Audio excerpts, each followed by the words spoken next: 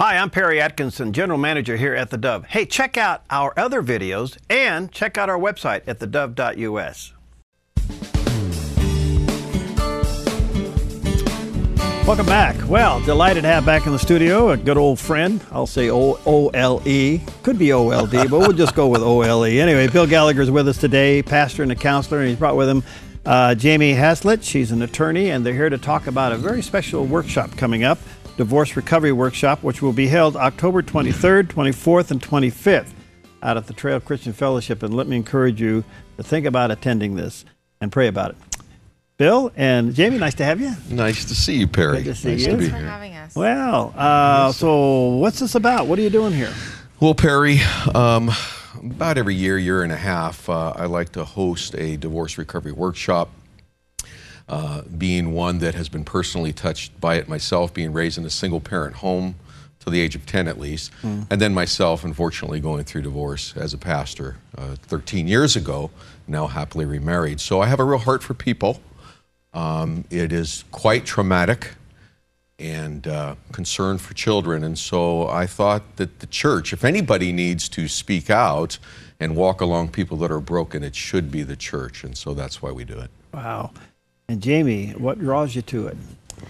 Well, my husband says there's a correlation between the bad reality TV I watch and doing divorce work. But no, I grew up in a household where my parents are still happily married, so did my husband. We believe in marriage, but it doesn't mean that people aren't getting divorced in the church, and I want to be there to effectively and aggressively represent them and make sure that they have all the information they need if that's the choice that they're going to make. So, I think a lot of people that are Christians kind of make the mistake of maybe meekly sitting back, not doing anything, not exercising their rights, and I just want to make sure everybody's well informed and comes to the table and has a fair resolution. This whole issue, Bill, for years the church just didn't talk about it. Yep. It was just behind the door. And then all of a sudden when it came out, it exploded. And the numbers certainly suggest that the church has got a problem in this area. Very much so. Now we're trying to run and get in front of it. Are we succeeding? Well, let's just hope that we are. We're probably running neck and neck with the standard statistics of divorce, which is 50%. Church used to be way low below that, but now we're neck and neck.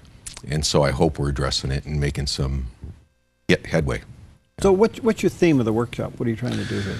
Well, I've been tempted in the past to actually change the name to There's Hope After Divorce, or There's Life After Divorce. So my main message, although I talk about very practical issues, but the main message is life goes on after divorce, especially if you have Christ, and there's hope. And this too shall pass. These hard, traumatic, horrible days will pass. There's hope after divorce is my main theme. Jamie, as an attorney, I mean, I realize you probably get all the emotions in your office, depending on what side you're representing and how this goes. But at the end of the day, legally, is it pretty cut and dried? It's, family law is one of those kind of nebulous things. It's on a case-by-case basis, and we're not talking necessarily about just numbers. We're talking about people's kids, what's going to happen with those kids for the rest of their lives. So it's not. I think there's a great line, nobody wins in divorce. It's degrees of losing. It's very true. A good settlement, a good result is actually where both people end up a little bit unhappy. And that's the truth, because you're both coming from a one-parent or one household, two incomes maybe, equal time with the kids, and there's less to go around, less income to go around, less time with the kids to go around, and it's going to feel unfair to both parties. So, my job is to set expectations realistically, meet and exceed those expectations. Wow, big issue. I don't quite frankly know how to dive into all of it, but let's deal with, first of all, how big of a problem is it in Southern Oregon? Do we have any idea? Well, I believe we're 11% of the state are divorces in the Rogue Valley.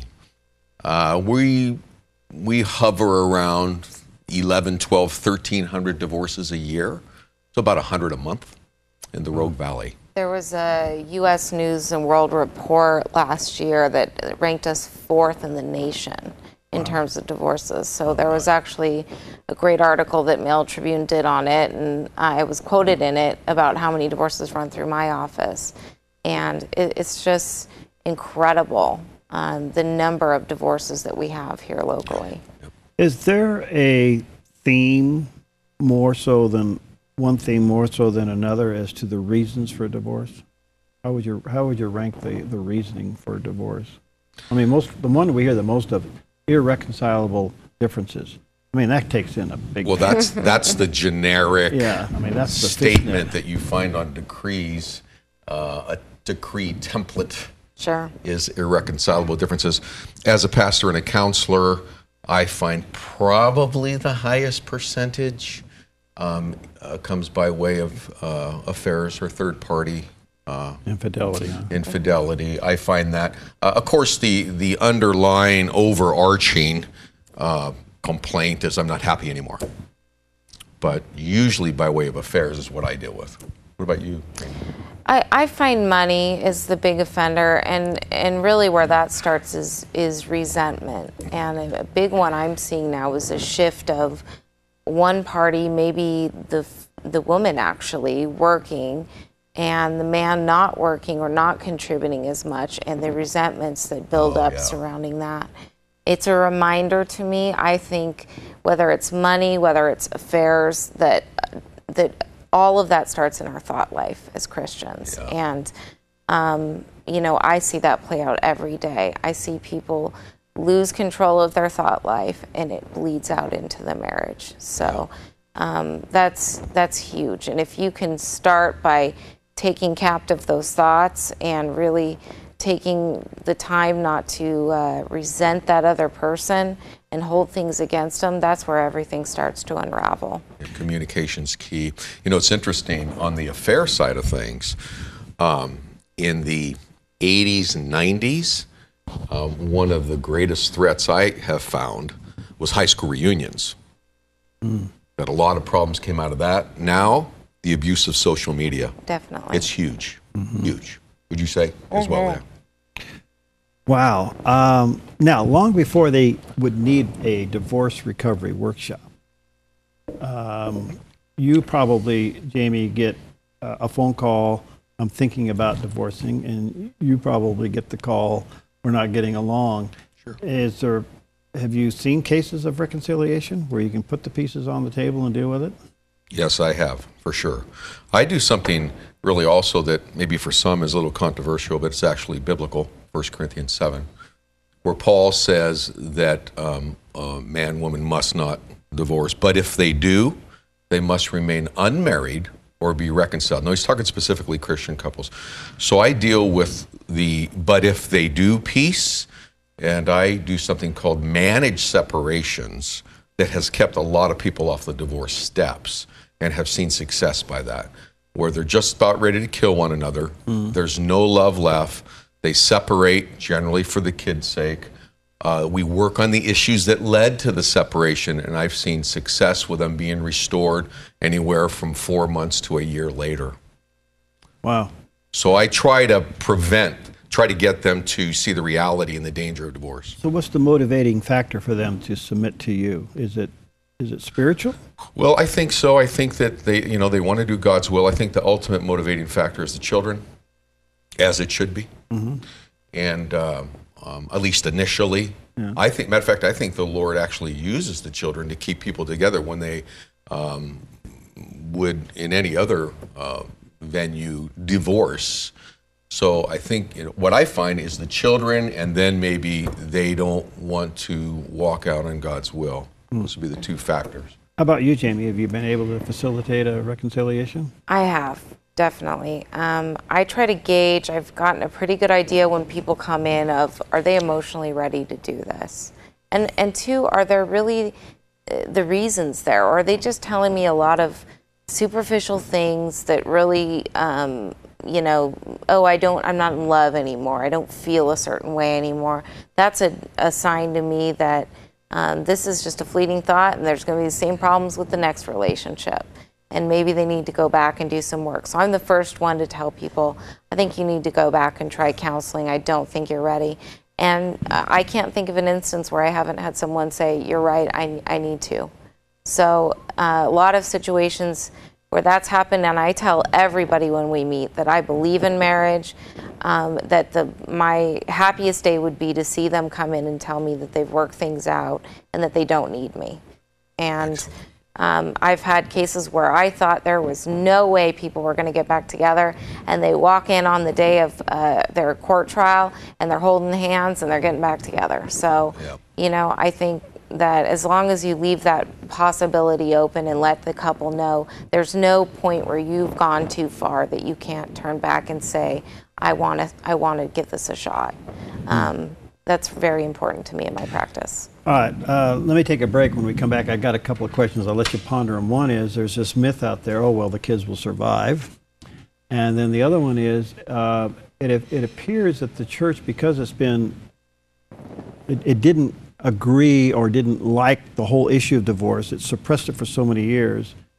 Now they're not even taking somewhat of an advocate position to prevent it. They're just trying to feel how to deal with it, and maybe you can respond to that. So let me take a quick break. We'll be back with Pastor Bill Gallagher and Jaime Hazlett in just a moment, dealing with the subject of divorce and the Divorce Recovery Workshop coming up out at Trail, October 23rd, 24th, 25th. You can call Trail or go online at Trail Christian Fellowship and sign up for the workshop. We'll be right back.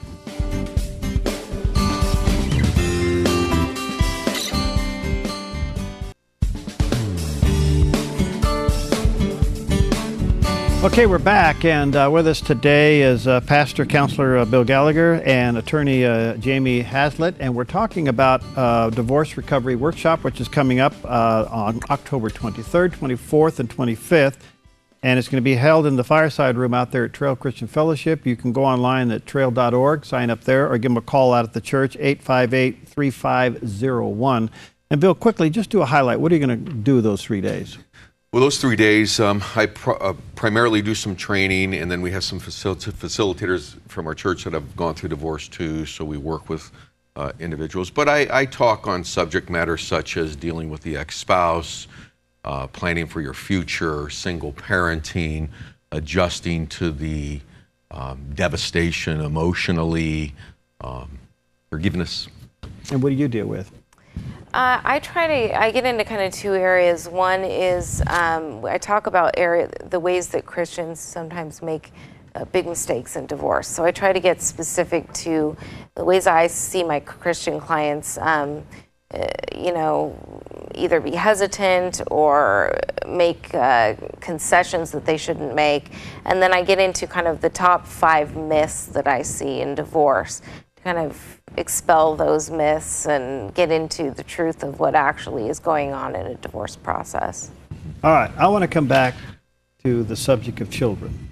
And you said earlier, Bill, that sometimes it's the children that will hold a marriage together through the choppy waters, and rightfully so. But there is a myth, and maybe you both cover it, that, oh, well, the kids are resilient, they'll get over it.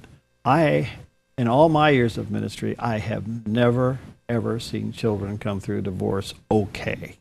Never.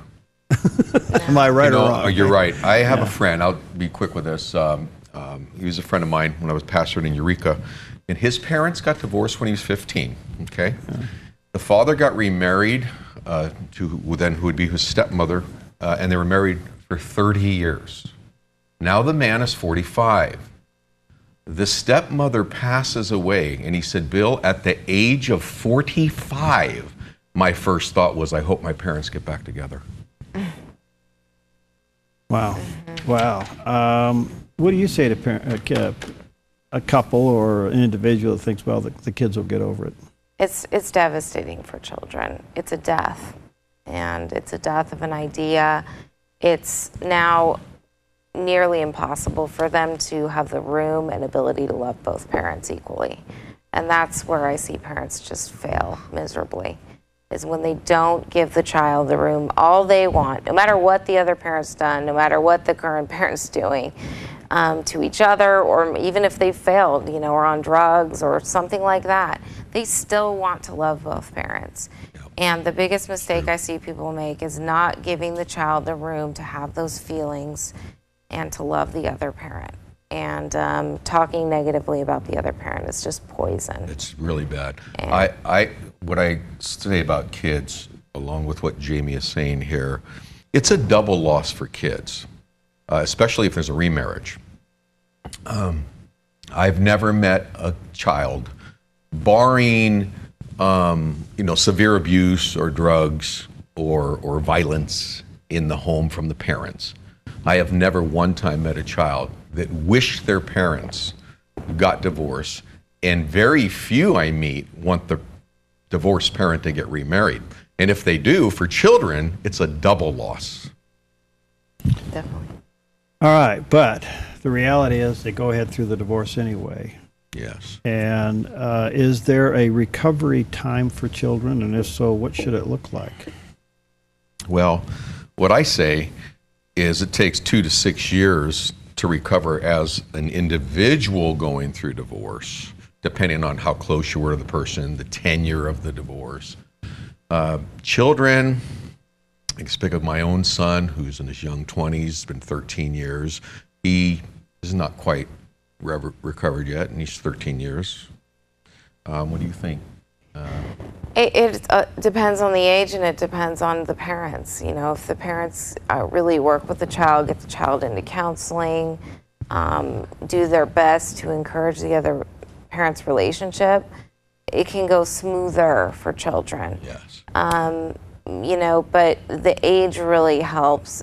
Kids have a big loyalty struggle at certain ages. So younger children are actually more able to love and accept both parents and hopefully move on more quickly. And the same goes for step parents getting introduced.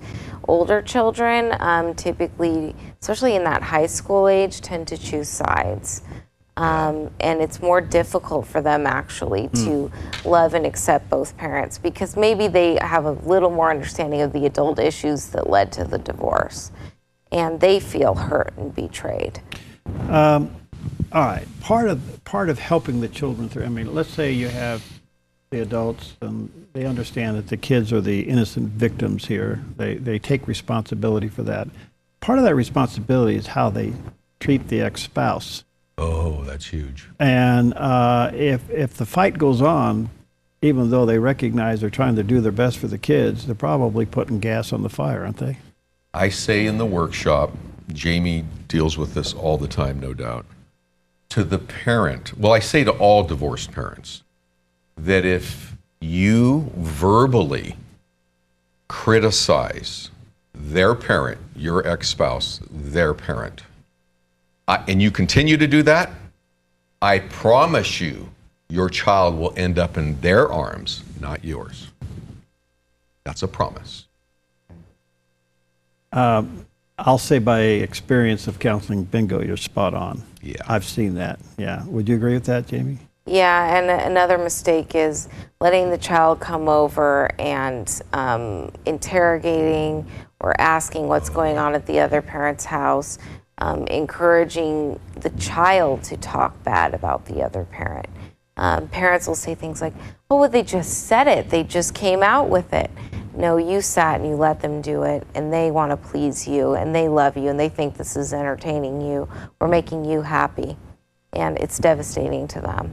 You're putting them in a loyalty bind. Yeah. All right. The divorce is over. They're living in separate places. There's some time and space here, and maybe, Bill, you can tell us what that time and space should be. But a friend comes into their life, and is potentially remarried. What would you say in light of that if there's children in the home? Well, Dr. Laura, you know Dr. Laura? Yeah. I'll tell you what she says. And I used to resent her, but now I see the wisdom of her counsel. She would say, if you have children in your home, you don't get married until they're up and out. Yeah. As our good friend Kevin Lehman says, families don't blend, they collide. Yeah. I would say, first of all, let me just back up and say 87% of people that get remarried within 2 years of divorce get divorced again. Almost 9 out of 10 that get remarried within 2 years of the divorce get divorced again. Wow. That's called rebounding. You've okay, heard that so word. when's the rebound over? From third year on? Well, Fourth year you know, on? there's different formulas. I don't know. I say the longer you wait, probably the better. But I would say year 3, 4, 5, 6, and onward is best. It's best if you don't have children. Yeah. Ideally, sometimes, you know, the Lord, and in my own life, you know, He allowed us to blend. But I'm telling you, it was hard work. It was hard work. Nuclear families, hard work. Loving someone else's children, real hard work. Real hard work. Dr. Laura was onto something. You're shaking your head? Definitely. It maybe not reality though. I think most people do get remarried, and couples that I've seen do it as successfully as possible waited at least 6 months to introduce the children. Yes. At least a year to be in a serious relationship or even talk about getting remarried. And I'm talking about introducing the children, not time from the divorce. I think they need at least a year or two to, one, work out the kinks of working together and co-parenting their children, but two, to grieve and make sure that they're making informed, responsible decisions about their new relationship. Yeah. Wow. This is big. So I'm going to run out of time here. Let me just recap a couple things. You can see how important this workshop is. October 23rd, 24th, and 25th at Trail Christian Fellowship. It'll be from 6:30 to 9, Thursday, Friday, and then Saturday from 9:30 till 12:30 in the Fireside Room. You can go online at the Trail Christian Fellowship website, sign up there, or give them a call at 858-3501. And is there a charge here? Yes, Bear, I'm glad you asked. The cost is only $25, but we do have a scholarship fund. We would never turn anyone away if they didn't have $25. Okay. We have refreshments. We serve them breakfast on Saturday, lunch on Saturday. What Trail wants to be is a safe place. We want to throw a lifesaver out to anyone going through this. We just want them to, we have child care available. We just want to love on these people for a weekend and get them away from the heartbreak and make it a safe place. So if they don't have the $25, it doesn't matter. All right, so go online at the Trail Christian Fellowship or give them a call, 858-3501. Of course, that's area code 541. Some of the topics here. 878-3501. Did I have the wrong number there? Oh, 878? 878. I'm sorry. I'm sorry. Well, anyway, you know Trail. Everybody knows Trail. All right. Okay. Handling the loss, dealing with the ex-spouse, the do's and don'ts of helping your children cope, forgiveness, the key to a new beginning, getting your life in order. You do have a future, and discussions and Q&A, all that. Just some of the topics going on. All right, I'm going to run out of time here. Got about a minute. I also want to mention, anyone that comes will also get a free consultation with me. Yep. So that's an hour long in my office, $100 value. And there's also a question and answer period there with me. Thank you, Jamie, for making that available. That's awesome. That's wonderful. All right, quickly, about a minute left. What do you say about qualifying the next potential spouse in a divorcee's life so they don't repeat the problem? Premarital counseling. A lot of it, huh? Need someone you trust, knows the Lord, knows the Word of God, that has their best interest at heart. They need history. I tell them on dating and remarriage, I tell them to do a historical search on that individual. I got some wild stories when they don't do that. To do a search on that individual who has swept them off their feet. Yeah. That's qualification number one. What do you say about this online dating stuff? It can be wonderful. It can be a disaster, like any dating situation. I used to say that when people were on online dating, I heard a chainsaw in the background. But in the last, I'd say 10 years, in the last 10 years, there's been a little bit more success. Oh, really? Okay. A little more success. All right, check it out. Coming up the 23rd, 24th, and 25th out at Trail Christian Fellowship. Check it out on Trail's website or 878-3501. Give them a call. There is a $25 charge, and if you can't afford that, they'll work something out because they don't want you to be turned away. Now, this is an incredible resource, and Jamie offering 1 hour of free counseling in addition to all that, and counseling there. So thank you both for being here Thank you, Perry, today. for God having bless us. you both for doing it. We'll see you next time on Focus Today.